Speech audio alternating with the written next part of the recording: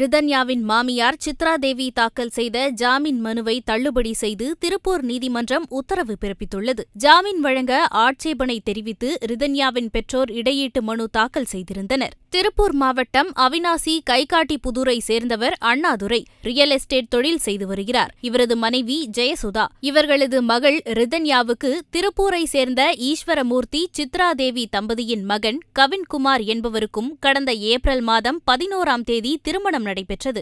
இந்நிலையில் சேயூர் அருகே மொண்டிபாளையம் செல்லும் வழியில் சாலையோரம் காருக்குள் ரிதன்யா விஷம் அருந்தி கடந்த ஜூன் 28ஆம் தேதி தற்கொலை செய்து கொண்டார். தற்கொலைக்கு முன் தனது தந்தைக்கு ரிதன்யா அனுப்பிய ஆடியோ பெரும் அதிர்வலைகளை ஏற்படுத்தியது. இது தொடர்பாக போலீசார் வழக்கு பதிவு செய்து விசாரணை நடத்தினர். கணவர் வீட்டாரின் வரதட்சணை கொடுமை மற்றும் கணவர் கவின்குமார் உடல் ரீதியாக ரிதன்யாவை கொடுமைப்படுத்தியதால் மனமுடைந்து ரிதன்யா தற்கொலை செய்து கொண்டது தெரியவந்தது. இதையடுத்து கணவர் கவின்குமார், அவரது தந்தை ஈஸ்வரமூர்த்தி ஆகியோரை போலீசார் கைது செய்தனர். ஆனால் கவின்குமாரின் தாய் சித்ரா தேவியை போலீசார் கைது செய்யவில்லை. அவரது உடல்நிலை காரணமாக வீட்டிலேயே இருந்தார். ரிதன்யா வீட்டாரின் தொடர் அழுத்தம் காரணமாக கவின்குமாரின் தாய் சித்ரா தேவியும் அண்மையில் கைது செய்யப்பட்டு சிறையில் அடைக்கப்பட்டார். ரிதன்யாவின் மாமியார் சித்ரா தேவி கைது செய்யப்படுவதற்கு முன்பே ரிதன்யாவின் கணவர் கவின்குமார் மற்றும் மாமனார் ஈஸ்வரமூர்த்தி ஆகியோர் ஜாமீன் கோரி திருப்பூர் மாவட்ட முதன்மை அமர்வு நீதிமன்றத்தில் மனு தாக்கல் செய்திருந்தனர். அவர்களுக்கு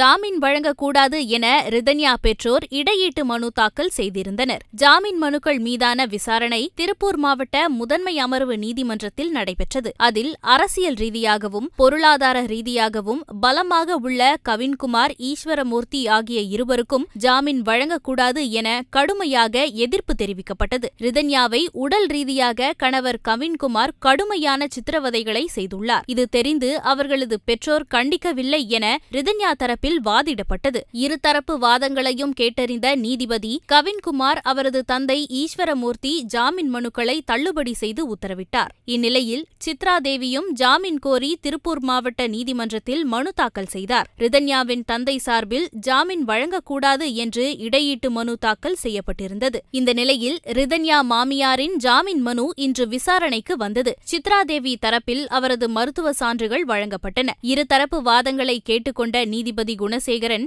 சித்ரா தேவியின் ஜாமீன் மனுவை தள்ளுபடி செய்து உத்தரவிட்டார். ஏற்கனவே கணவர் கவின்குமார், மாமனார் ஈஸ்வரமூர்த்தி ஜாமீன் மனுவும் தள்ளுபடி செய்யப்பட்ட நிலையில் மாமியாரின் ஜாமீன் மனுவும் தள்ளுபடி செய்யப்பட்டுள்ளது.